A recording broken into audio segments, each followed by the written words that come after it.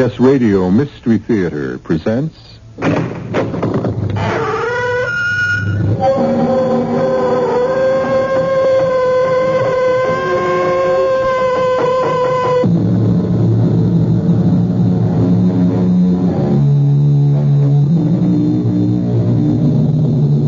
Come in. Welcome. I'm E.G. Marshall. Settle down and let me ask you a profound and difficult question. What is faith? I'm frank to tell you, I don't know. The word faith is in the dictionary, but do we know that the man who compiled the dictionary knew any more about faith than we do? Well, I should like to give you my favorite description of faith, which comes from the Bible. From the book of Hebrews, where it is written, faith is the substance of things hoped for, the evidence of things not seen. And that is what our story is all about. Mr. Mather, I did what you said. I did just as you said. I followed to the letter what you said to do. I've forgotten what I said. You said, wait till the sun is straight overhead, then go to the big rock, the one that's worn off at the top. You said to take off all your clothes and lie on your belly and press your face hard into the rock and lick the rock with your tongue, you said. Lick the rock 29 times with your tongue. Then put your clothes back on and go home, and you'll be all right. Did I really say all that? Did I really? I must be losing my mind.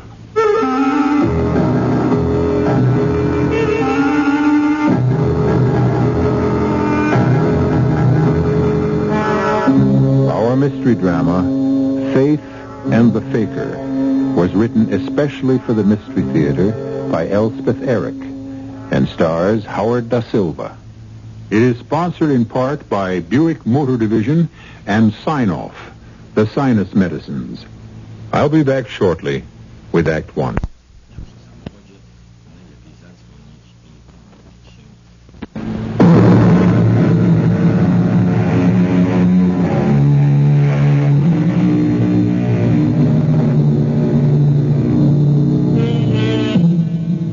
Faith is the substance of things hoped for, and the evidence of things not seen. Such is the theme of our story, and the leading player is a man who never had faith in anything but himself, and not in the better part of himself either, as we shall soon discover. I'll get the door open in a second, Mr. Mather. Oh, you must be drenched. It's all right. Oh, go on in, Mr. Mather. After you. Eliza, I can't stand the pain. There, my dear one. Somebody help. The pain. I'm dying. Look here, Judd. I've brought Mr. Mather. What'd you say? Oh, the pain. Mr. Mather is here. You'll be all right, Judd. You said Mather? Indeed, I did. He came out in this terrible storm just to make you well again. He wouldn't come before. Well, never mind about that. He's here now. Mr. Mather, show Judd you're here. Come closer. Hello, Judd. You're here. I'm here. For all the good I can do you. Oh, you can do it, Mr. Mather. Do what, for heaven's sake? Make the pain go away. How am I supposed to do that? Make my leg the way it used to be. Look how it is now. Just look at it. It's all swollen. Twice its regular size. It's turning yellow. Fix it, Mr. Mather. Judd, I can't. I don't know how. You need a doctor. There's no doctor on the island. You know that, Mr. Mather. Then go to the mainland. There's a doctor there. With his leg the way it is, he'd never reach the mainland. I don't want no doctor. Not any doctor. I don't have faith in them. I have faith in you, Mr. Mather. Oh, how did this happen? I mean, to your leg. Well, he was chopping wood. His foot slipped and the axe caught him right at the ankle. It didn't seem like such a deep cut. He's had worse. So we bound it up and he went about his business for a couple of days and then the swelling started. And then the fever set in. Oh, feel his forehead. He's burning up. Where's the axe? The axe? The axe, the thing that caused the whole mess. Where is it? Well, why, right there by the door. Well, what are you going to do, Mr. Mather? You won't cut my leg off, will you? Oh, of course I'm not going to cut off your leg. I'm going to punish this axe. I'm going to make it suffer. I'm going to torture it. I'm going to make it endure such pain. But how? How are you going to do that, Mr. Mather? I'm going to crucify it. Crucify? Give me some strong nails and a hammer, Eliza. Oh, yes, Mr. Mather. You're going to crucify the axe? Right here, on this door. Don't you think it deserves to be crucified? After what it did to you? Oh, yes. Here are the nails and the hammer. Now, you'll hang on this door, you villain. You'll hang there till you waste away and rot. You understand? Oh, and Judd. Yeah, Mr. Mather? Be sure you hold on. Hold on to your life. Hold on to your faith. I will. I'll try. I will. The thing that tried to kill you is being punished. Now I'm going to tell you what else you must do. Tell me. I'll do it. I promise you. I'll do it. I want you to lie very still in your bed and keep your eyes fixed on the axe. Never let your gaze wander from the axe on the door. Think to yourself how the axe is suffering. Curse it if you like. God will forgive you, for believe me, the devil is in that axe. Have faith, Judd. Keep your faith constant. And keep your eyes on the axe. God bless you, Mr. Mather. Now I must get back to my wife. Oh, how is your dear wife? The same. Good night to you both. Oh, good night. God bless you, Mr. Mather. Now, wasn't that terrible of me, never thinking to ask about his poor wife? Paralyzed all these years, and him not able to do a thing to help her. Be quiet, woman. I'm watching the axe.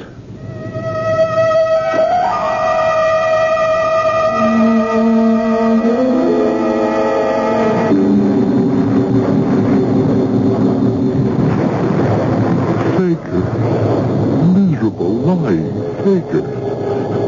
Charlatan. Hypocrite. Imposter. If there is a God in heaven, he'd strike me dead for my endless frauds. One after another. All my life, why do they believe me? Why do they have that idiotic faith in me? I've never told them I could cure them of anything. More than that, I told them I couldn't. They go on believing and having faith. Faith in me. Can't they see? Don't they know? If I had any such power to heal, I'd give it all to Mary. To the one person in all this world I truly love. To my saintly, my adored own wife. Mr. Mather! Mr. Mather! My beautiful Mary, who sits all day in her wheelchair by the window and watches. Go, she says. They believe in you. They have faith in you. Go. And I go. And I know I can do nothing. I don't even know what ails them. But I invent some darn fool rigmarole. And sometimes it works. I don't know why. Mr. Mather, wait up for me. Oh, who is it? It's Moses, Mr. Mather. What are you doing out in the storm? Why aren't you back in that cave you call home? I've been looking for you. I had to tell you, Mr. Mather. It worked. What worked? I'm cured. My stomach's firmed up. The sickness is gone. Oh, Mr. Mather, I did what you said. I did just as you said. I've forgotten what I said. Forgotten? How could you forget? You cured me of the sickness that was taking away all my strength, that was making a skeleton of me. How could you forget what you sent for me to do? Well, come on. What did I say? You said, Moses, wait till the sun is straight overhead. Then go to the big rock, the one that's worn flat on the top. And you said, take off all your clothes and lie down on the rock, but don't look into the sun or it'll blind you. No, you said, lie on your stomach and press your face hard into the rock and lick that rock with your tongue. And you said, lick the rock 29 times with your tongue. Now do this every day for 8 days, and you'll be all right. Did I really say all that? I must be losing my mind. Oh, you've got a mind different from other minds. We all know that. You all know nothing. Nothing. Well, that's probably true.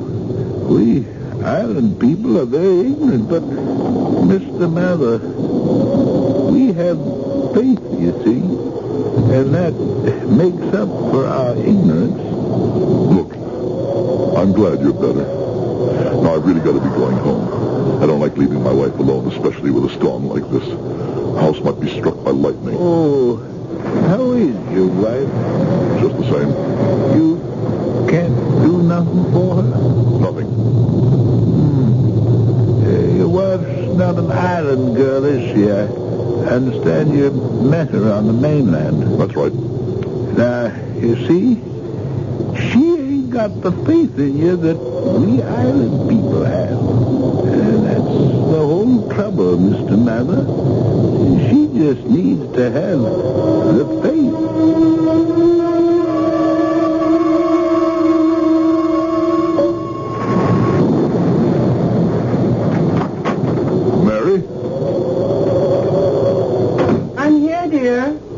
I just made some tea. I thought you'd need it. I do. It's on the kitchen table. Come join me. I shall, of course I shall. I want to hear what happened to poor Judd. I think I'll have a spot of rum in my tea. You? No, not for me. Now tell me. Oh, Mary.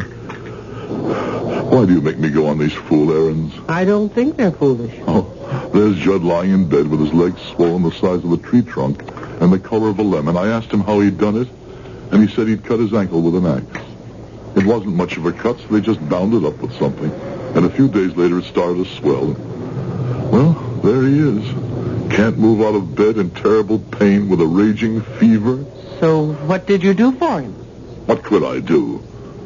I don't know anything about such things. If I tried to do anything, I could kill him.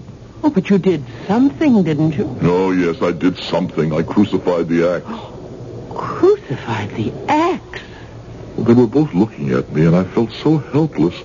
I did the first thing that came into my mind. I asked Eliza for hammer and nails, and I nailed the axe to the door. Oh. Then I told Joe to lie perfectly still, never take his eyes off the axe, to think how the axe was suffering for the sin it had committed. Mary, I don't know why I did that or why I said that. I guess I thought it would take the poor man's mind off his pain. It will help. I'm sure it will. You help so many people. Why can't I help you? I don't care for any of them. I care only for you. If only you knew how I love you. I know, dearest. More every day, I swear it. Each day I think to myself, no man has ever loved a woman as I love my Mary. Then the sun goes down and rises again. And as the day dawns, I think, I love her more today than I did yesterday. And yesterday I loved her so much I thought I would burst with loving her. And Here it is another day, and I love her even more. How can such things be? I don't know. I'm just content that they are. Mary, I must tell you something. What, my darling? It was not always that way with me. What way? I didn't always love you. No.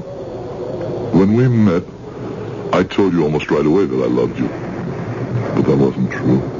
No.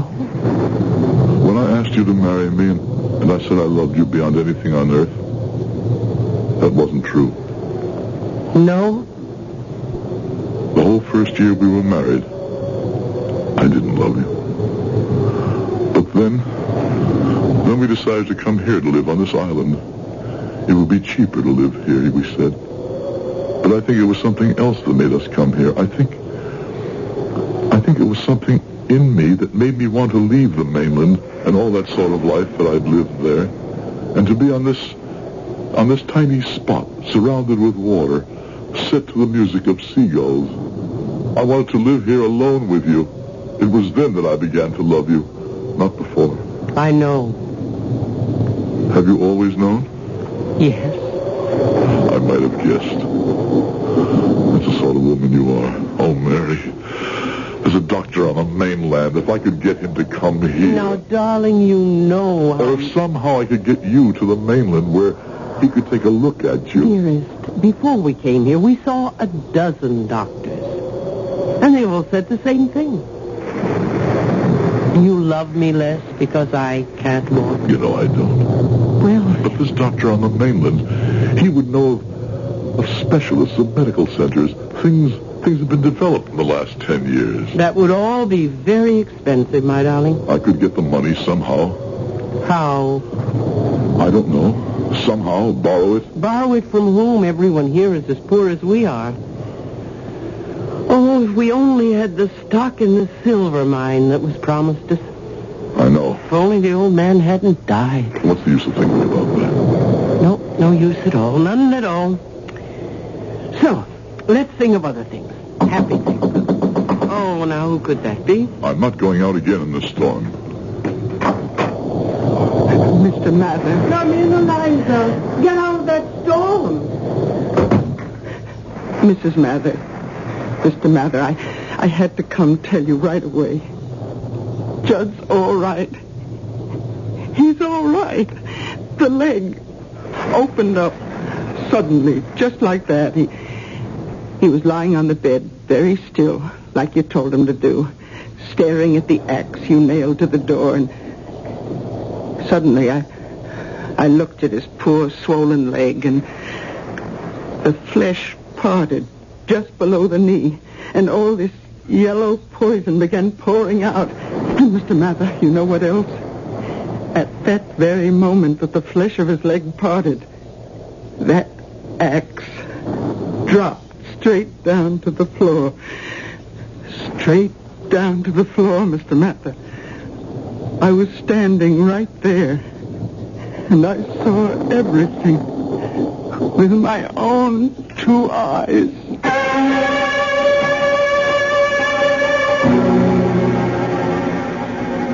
To what do you wish to ascribe this amazing happening? Was it coincidence? Plain luck? Was it some wisp of magic floating in the air? Was it the substance of things hoped for? The essence of things not seen? That is to say, was it faith? We'll come back to you shortly with Act 2.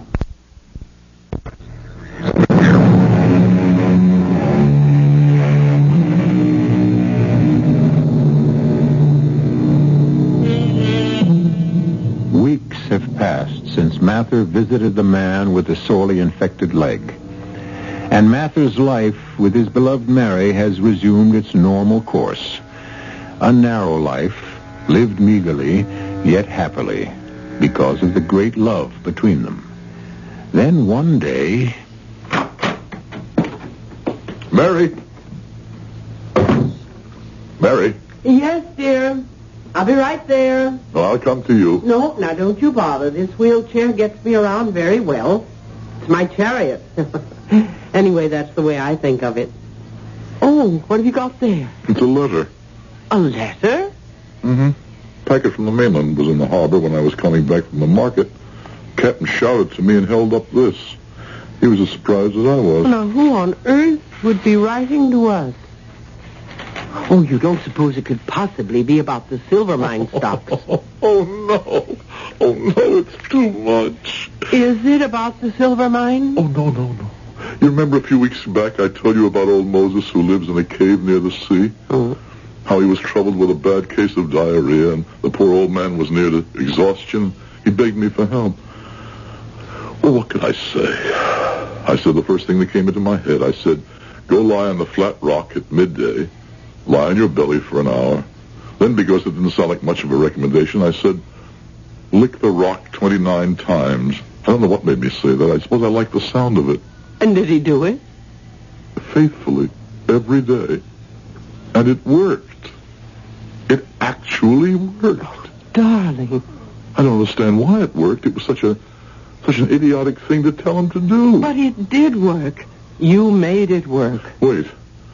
A week ago, I was passing by that rock, and I climbed up and took some scrapings of it with my knife, and I mailed them to a laboratory and asked them to analyze it. This letter is their answer. Mary, that rock, that silly flat rock lying out there in the sun, it contains a large percentage of kaolin. Of kaolin, Mary. Do you realize what that means? Well, I don't even know what kaolin is. It's a kind of clay, a very fine clay, almost invisible to the naked eye, and it has the property of absorbing things. Oh, it's famous, Mary. People use it in porcelain and for other things, but most importantly, they use it to correct the condition that was destroying poor Moses. Don't tell him. Don't tell Moses. Why not? Well, he wouldn't understand. And he'd rather think it was you. But I don't want him to think it was me. I'll get that. Nicholas, how are you? It's my wife, Mr. Mather. She's very bad. Come in, Nicholas. What's the matter with Nellie? It's the migraine, Mary. And Nellie's half out of her mind with it. Mr. Mather, please do something for her. Nicholas, I know nothing about migraine headaches. What about the pills the doctor from the mainland gave her? Well, they do no good at all. Darling, you must go. But I can't do anything. You'll think of something. Please, Mr. Mather. All right, let's go.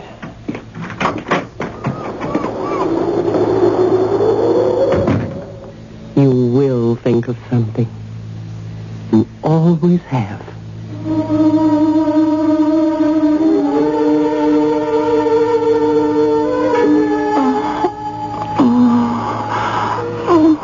Now, Nellie, I know how much it hurts. An anvil is being struck inside your head. Yes, it's worse. I know. She can't bear to move her head, not even to take some water. I'm not going to ask you to move your head, Nellie. I'm not going to ask you to move anything. I'm simply going to take your hands in mine. Here. First the right hand, then the left hand. There, that's all. That's all? Hush. This is between Nellie and me, Nicholas.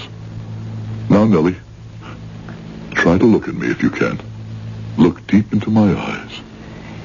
Yes. Look into my eyes, but don't think of me. Think only of your hands. Feel how cold they are. Cold. Like ice. Now think of the ice melting. Think of sun shining on ice. Shining on your hands. Hot sunlight. Hot. Your hands are getting warmer. Warmer. And warmer. Why, your hands are beginning to feel hot, burning. I can hardly hold them. Don't let go. Because... don't let go. Why, Nellie? Because my head is beginning to clear. Good. Is it true? Is it true, Nellie? The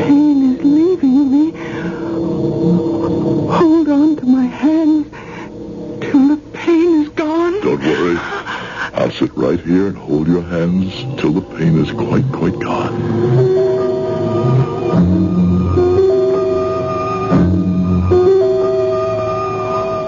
Mary, it was ridiculous. I had no idea what to do. All I could think of was that you had said you'll think of something, and holding her hands was what I thought of, so I did it. And it worked.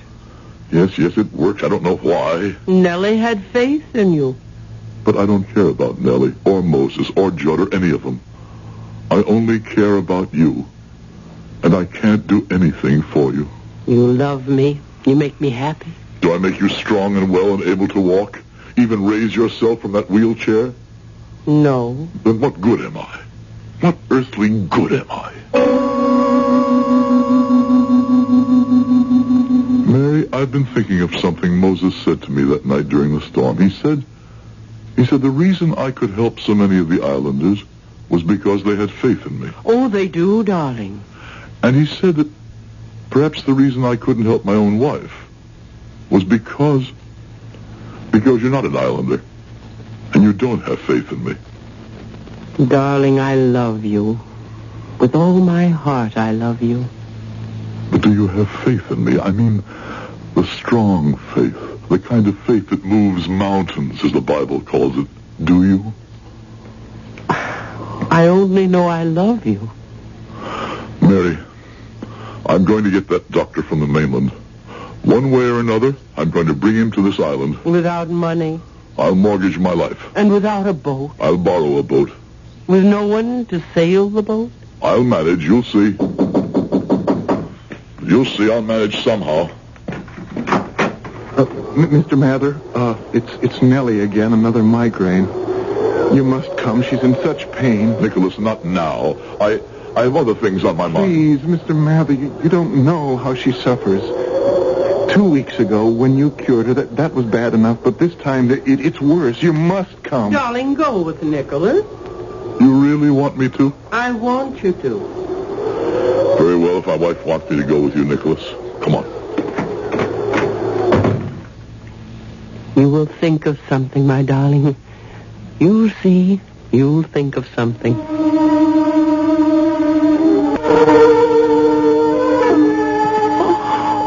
I know. It hurts, doesn't it, Nellie? I know it hurts. Your head is bursting with pain. Your stomach is churning. Mr. Mather, why do you just stand there? The light through the shutters pierces your eyeballs, doesn't it, Nellie? Aren't you going to take her hands, Mr. Mather, or tell her to look into your eyes? No. Why not? Are you going to do something else? No. But you can't let her suffer like that. Aren't you going to do anything at all? No. But you are. Me? What can I do? What I did. But I have no power, Mr. Mather, not like you. I'm going to give you my power. Come here. Pull that chair up to your wife's bedside. Sit down. Now, take your wife's hands in yours. That's right. Nellie, look at your husband. Look at him. Nicholas? Dearest. Nellie, your hands are in your husband's hands. Now I'm going to put my hands on top of his hands. Whatever power is in me will pass from my hands into his. Do you understand? Yes. Do you understand, Nicholas? Yes? All right, then. Now look deep into your husband's eyes, Nellie. Never let your gaze wander. And you, Nicholas, keep your eyes fixed on the eyes of your wife. That's it. Very good. Neither of you knew the moment when I removed my hands. That means that my power went into the hands of Nicholas. And now the power in the hands of Nicholas is passing into your hands, Nellie. Yes. I feel What do you feel? heat in my hands. My hands are burning. They are burning, Mr. Mather. I can feel them. Like flames. Don't let go. Hold on, Nellie. How does your head feel? Better. Much better. Oh, Nellie. The pain is nearly gone. Stay like that, the two of you, for another 10 minutes, and the pain will be gone completely. Oh, Mr. Mather. Oh, how can we ever thank you? I must be getting back to my wife now. Well, surely there must be something we can do for you. You've done so much for us. Nothing really. Oh, wait a moment. You have a boat, don't you? Yes, I do. And Nicholas, you know how to sail it? Yes, I know how to sail it. Will you take me to the mainland in your boat? Of course. And bring me back? Well, yes, I certainly will, Mr. Mather. Fine. Sometime in the next couple of weeks. Oh, one other thing, Nicholas. You and I will be making the trip to the mainland alone. But on the return trip, there will be another man with us, a very important personage. Is that understood? Anything you say, Mr. Mather. We owe you so much. You will repay me in full.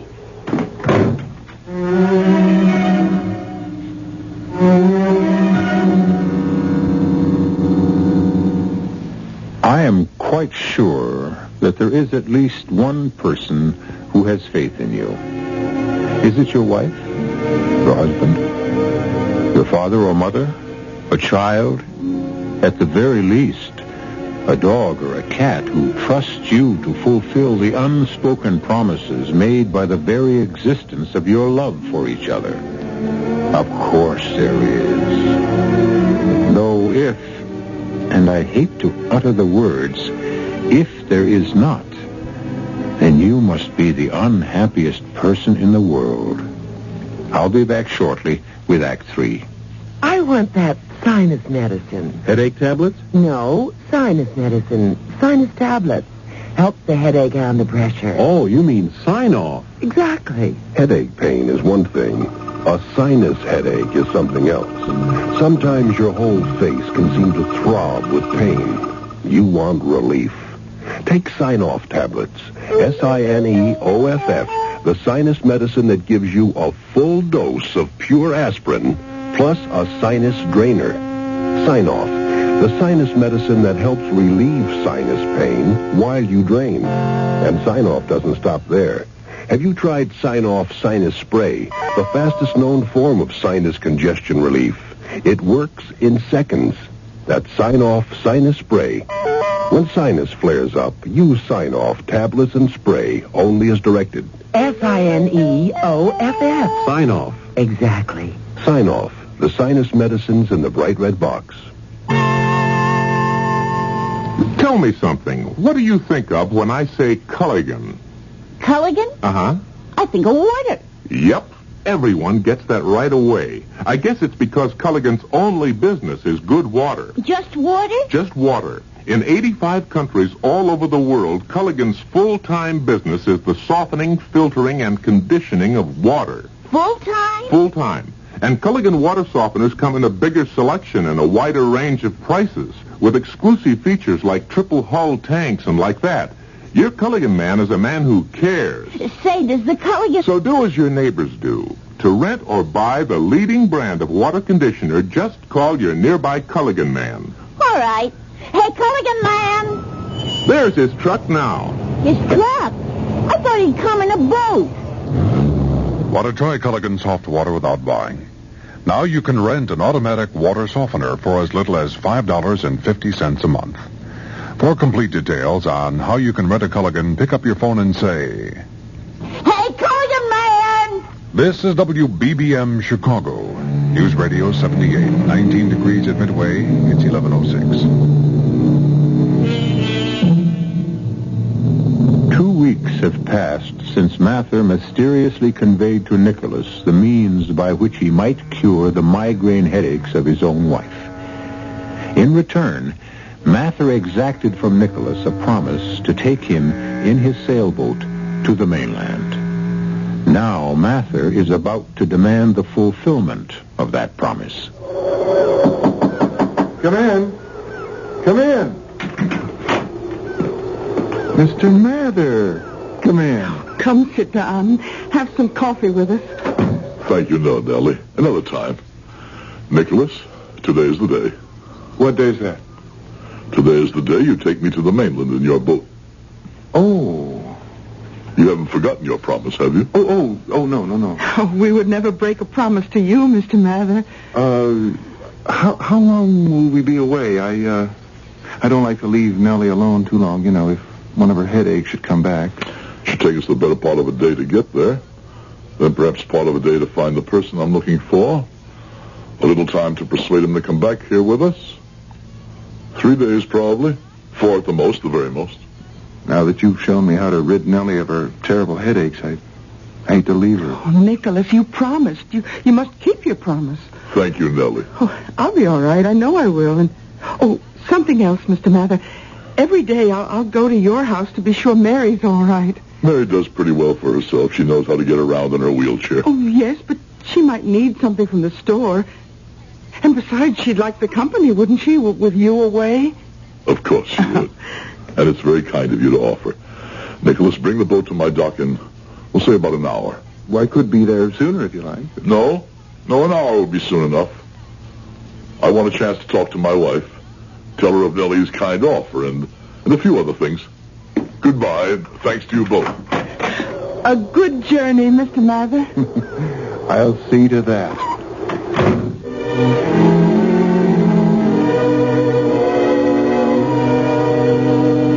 Mary? I'm right here, dear. I just talked to Nicholas. He's going to sail me to the mainland, and I'm going to see that doctor. I'm going to tell him about you, and I'm going to bring him back here. Oh, darling. My mind's made up. Without money? Before I go, my love, I must tell you a story about myself. Now, there's nothing about you I don't know. We've been man and wife for 10 years. This is a story about me before we ever met, ever married. And I have to tell it to you. Now. It can't wait. Darling. I have to tell you now. If you must, all right. Before I met you, Mary, I may as well say it right out. I was one of the top 10 swindlers in the country. Swindler? Con men, confidence men. Men who trim suckers. I don't know what that means exactly. Men who pretend they have ways to make large sums of money for people who trust them. My favorite gimmick... Gimmick? A scheme for getting money out of people. My favorite scheme was the dying stockholder pitch. Pitch? The tale I tell the suckers. The story. I tell them I was a financial developer of mining properties. But that's what you told me. I know. Yes, I know. Then I tell them that there was this silver mine out in Nevada or someplace that had been closed down 5 years ago when the vein ran out. But now the State Bureau of Mines had found a new vein, and it was going to open it up again. Well, you told me... Wait. Then I tell them that the last quotation on it was $1 a share, but if the mine was to be reopened, it would be worth 10. Oh, yes, dear, But I'd say that the only hitch was that the stock was held by a very, very old man, a very sick old man. A very sick old man who was desperate for money, and if he got it right away, he'd sell the stock at $1 a share. I know all this. I know you do, because I told the whole story to you. And you gave me all your money, Mary, all your savings, every penny you had in the world. But the old man died. He died before he could transfer the silver mine stock. That's what I told you. And he spent the money on doctors and nurses. That's what you said. And he never got around to sending us the stock certificates. So we had no proof that we'd sent him the money to pay for the certificates. That's what you told me. Oh, Mary, my sweetest, my dearest, my most beloved. There never were stock certificates. There never was a silver mine. There never was an old man who was sick and dying. Well, then what happened to the money? I kept it. It's what we were living on for the last 10 years. But why? I don't understand. Why didn't you just take my money and go off somewhere? You must know the answer to that. But I don't. Because I couldn't bear to leave you. But why not? Because I'd begun to love you. It was such a strange, such a new feeling for me. Because I'd never loved anyone in my life. I didn't know how to say the word. Even when I asked you to marry me, the word love wouldn't come to my lips. I remember. But you married me anyway, and oh, my darling, for 10 years, such love has been growing in my heart. And I've watched it grow. And now, my dearest, I'm going to sail to the mainland with Nicholas. I'm going to find the doctor who will make you well, who will release you from that wheelchair so that you can walk, run on the beach with me. But we're happy the way we are. Dearest, tell me before I go. Tell me you forgive me for the lies I told you 10 years ago. For the lie I've lived ever since. For 10 years I've known all I needed to know about you. That you loved me. Nicholas will be along pretty soon with his boat. Let's just sit by the window and wait for him. And hold each other's hand. And not talk at all.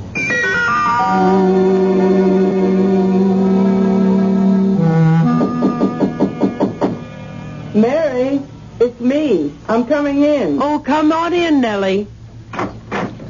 Oh, Mary, I'm so sorry I'm so late. That's all right, Nellie. But I promised I'd be here first thing in the morning. Well, you have been every day. Oh, till today. Oh, I'm so sorry. Now, Nellie, don't make such a fuss.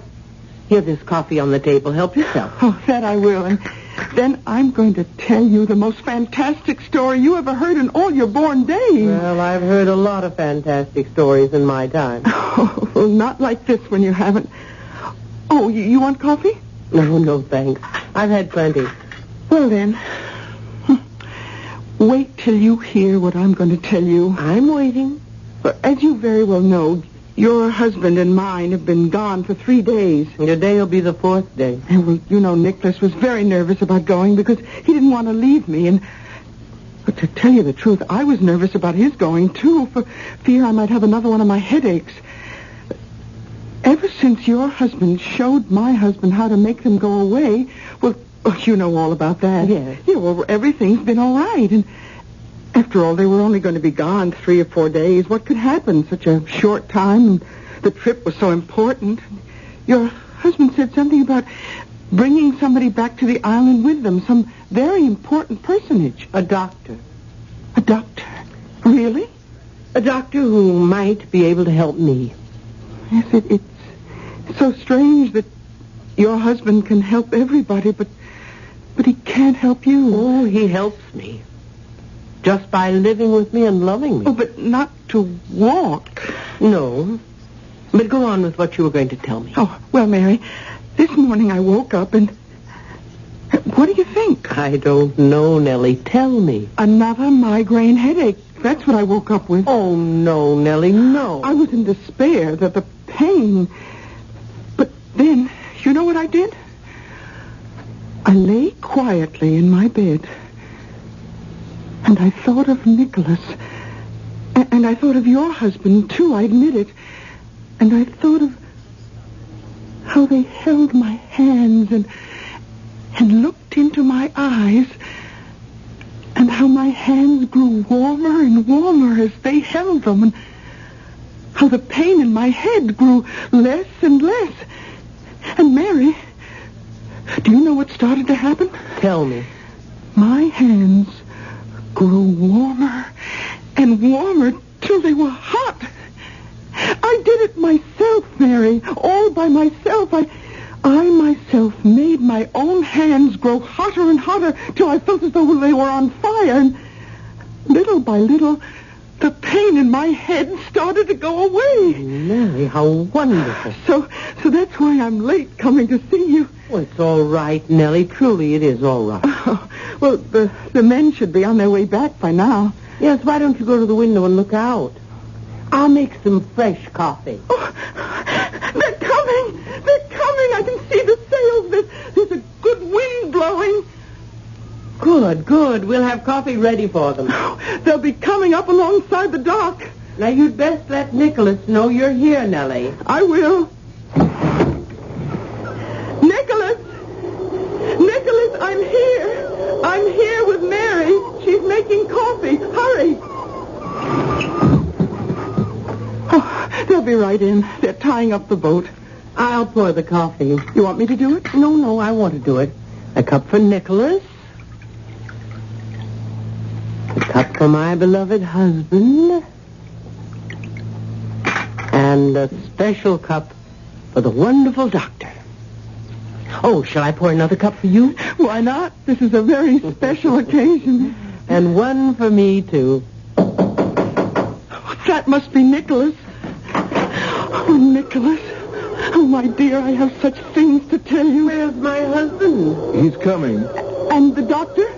Darling. Oh, darling, there you are. Look at what we have for all of you. Fresh, hot coffee, 5 cups.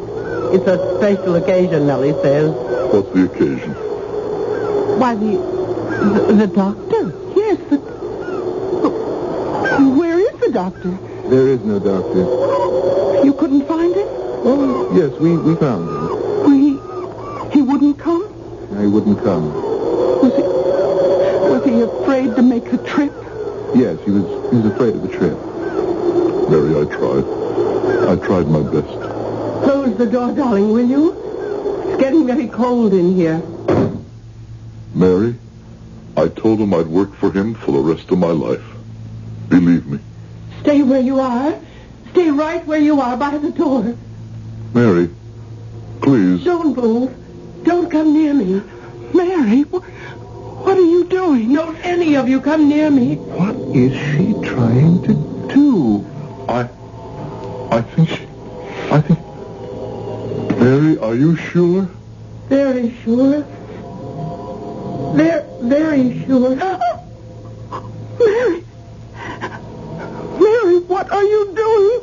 I am very slowly, very surely, and very lovingly walking into the arms of my husband.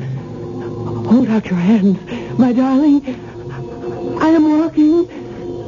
I'm walking to greet you at the door of our home. Oh, Mary. Oh, my Mary. Oh, my wife.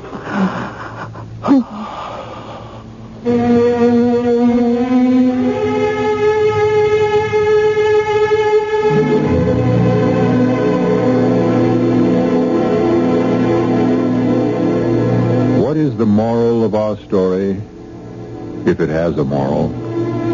Why, that the handmaiden of faith is truth. That without perfect truth, there can never be perfect faith. But when both truth and faith are perfect, why then, miracles happen. As one has just happened in our story called Faith and the Faker. I'll be back shortly. You're on the open road, rolling free and feeling great about your new Buick Century. Because in published EPA mileage test results, a V6 Buick Century got the best highway mileage of any U.S. midsize car. 24 miles per gallon and 16 in the city. Your Century's comfortable, it's nimble, it's economical, and above all, it's a Buick. Living free.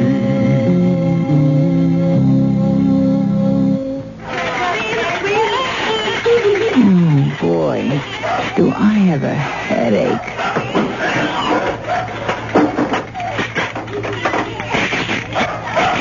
Why do they have to make these caps so hard to open? For a very good reason. Children open things that they shouldn't. That's why we have safety packaging. For the life of your child, you can live with a little inconvenience. For further information, write the U.S. Consumer Product Safety Commission, Washington, D.C. 20207.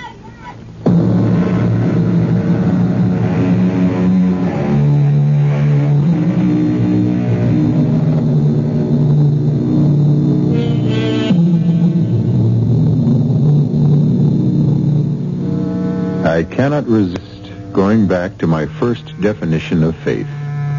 The definition given us by the good book itself. Faith is the substance of things hoped for, The evidence of things not seen. The lines bear repeating and deserve memorizing. The substance of things hoped for. The evidence of things not seen. That, dear listener, is faith.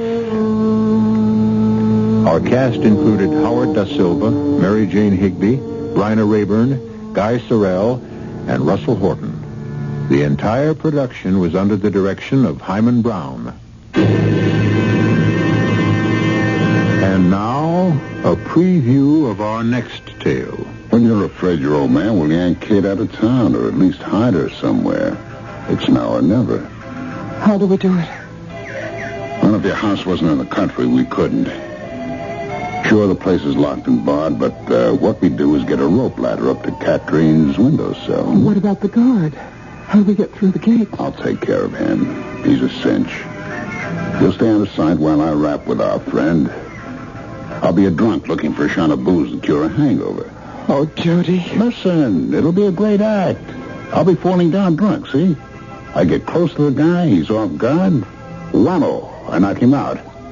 You go up the ladder and persuade Kate to come down it. Can I persuade her? Oh, sure you can. You hold all the cards, sweetheart. That plan you've worked out for her is a winner. Radio Mystery Theater was sponsored in part by imported Vigna Rosé wine. This is E.G. Marshall inviting you to return to our Mystery Theater for another adventure in the macabre. Until next time, pleasant dreams.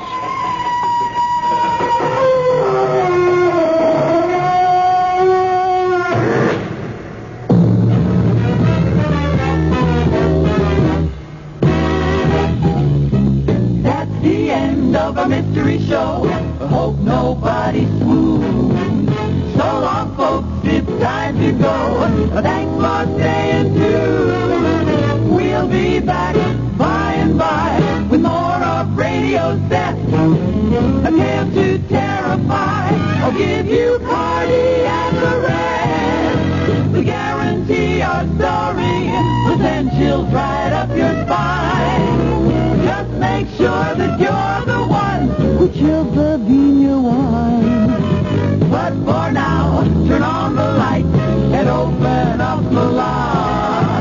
Hope we didn't leave you in a fright or in a state of shock.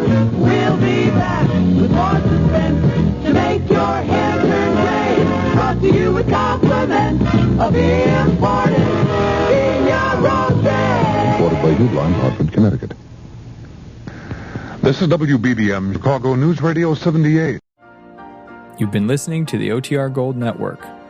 Find more classic radio at otrgold.com.